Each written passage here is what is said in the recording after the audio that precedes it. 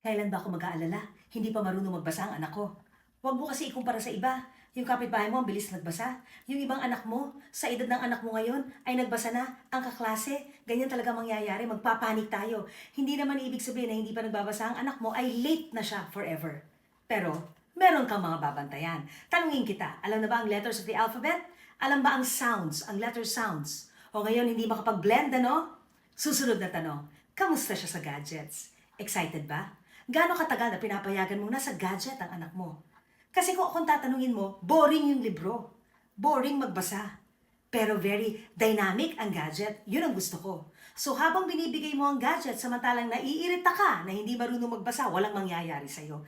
I-expose mo sa libro. In order to teach a child how to read, you need to read. If you want to teach a child how to talk and speak, you need to talk. If you want to teach a child how to write, you need to write. Kailangan mo gawin kung ano yung gusto mong matutunan ng anak mo. Dahan-dahan, patiently, with love. Pero shortcut, bigyan mo ng gadget. Ang gadget, ang tinuturo sa bata ay magkaroon ng shorter attention span. Because reading needs focus, not fast scrolling. Think about that.